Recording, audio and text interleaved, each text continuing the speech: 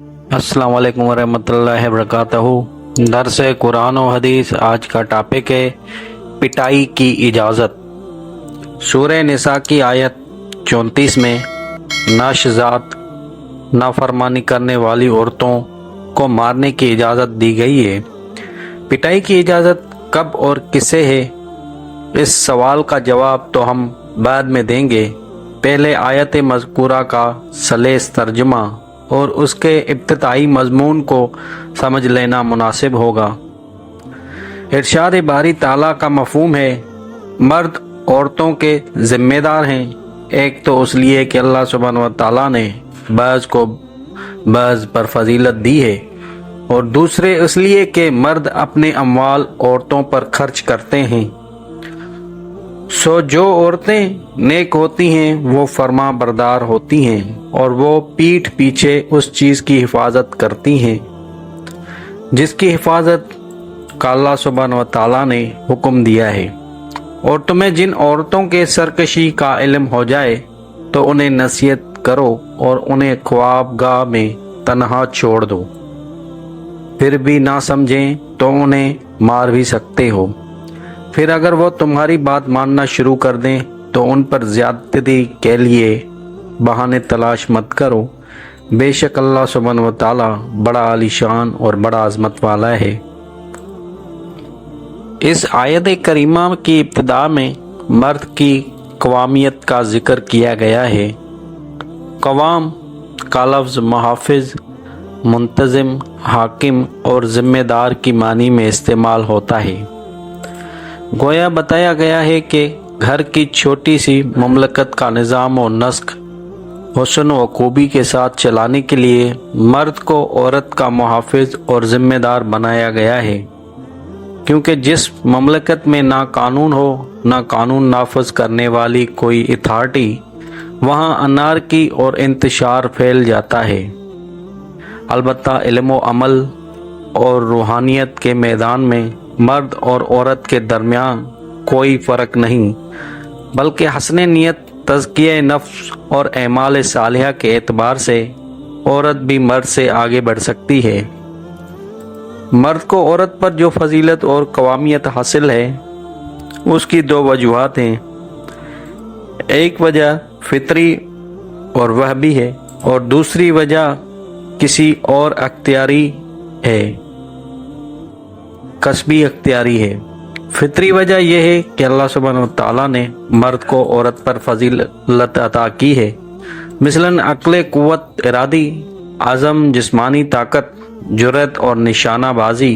उनमें से हर सिफत में मर्द औरत पर फाइक होता है, जिसकी वजह से नबूवत, हुकूमत, अमामत, जिहाद, अजान, खुतबा, जिदोजहद, कसास में शहादत और निकाह, तलाक और रजियत में विलादियत, और उसी तरह तअद्दुद, इज़वाज और सबूत नसब वगैरह मर्द ही के साथ खास हैं। गर्जी का तमाम अमाले शाका और इज्तमाई अमूर अल्लाह सुब्हानहू व तआला ने मर्दों ही के सुपर्द किए हैं। हुकूमत और खिलाफत के मामलात के लिए भी बड़ी मेहनत, जिगर सोजी और सूझबूझ की ज़रूरत होती है। उस तरह ये जिम्मेदारी भी मर्दों ही के सुपर्द की गई है।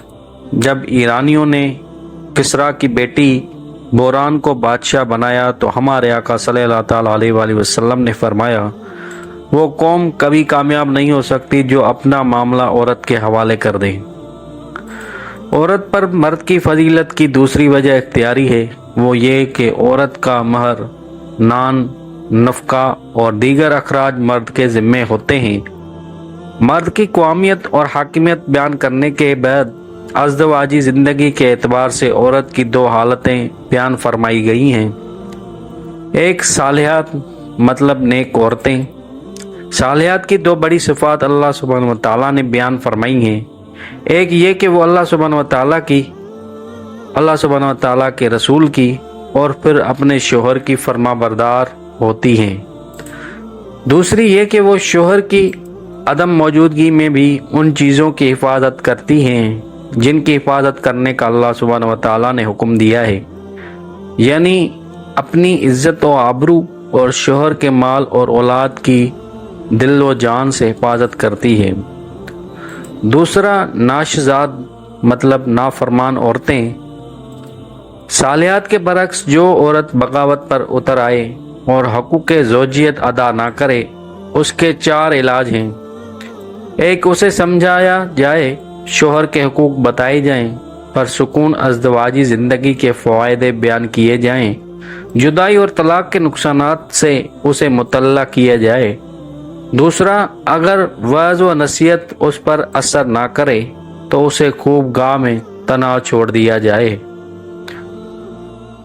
तीसरा, अगर तुर्क ताल्लुक से भी वो राह रास्त पर ना आए और जिद पर अड़ी रहे तो उसे हल्की फुल्की पिटाई भी लगाई जा सकती है। पिटाई का लफ्ज ही ऐसा है कि बस पढ़े लिखे उसे सुनकर ही नाक भूं चढ़ाने लगते हैं कि कुरान ने पिटाई की इजाज़त कैसे दे दी, मगर दर्जे झील बातें मलहूज रहीं तो जहन साफ हो जाएगा। एक, कुरान करीम के मुखातिब हर तबका, हर सतह और हर जहनियत के लोग हैं, शहरी भी, देहाती भी, पढ़े लिखे भी, जाहिल भी, नेक भी, बद भी, पहली सदी के भी और 15वीं सदी के भी। जो तजवीज़ और इलाज एक तबका के लिए मौसर साबित हो सकता है, ज़रूरी नहीं कि दूसरे तबके के लिए भी कारगर साबित हो। दूसरा, मारने की इजाज़त सिर्फ उस शख्स को है जो पहले दूसरी तदबीर आजमा चुका हो और उनका कोई फ़ायदा ज़ाहिर ना हुआ हो।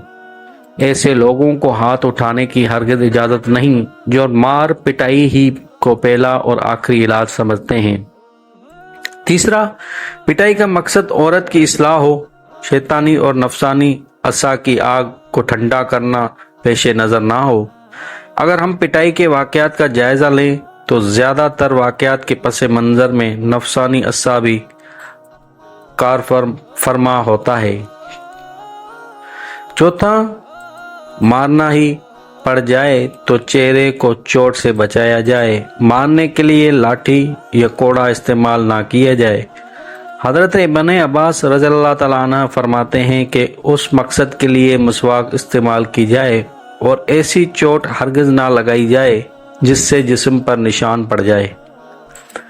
कहाँ इस्लाम की ये तालीम और कहाँ उन वहशियों की संगदिली जो लातों, घूसों, डंडों और ईंट पत्थरों से भी पिटाई को अपना हक समझते हैं।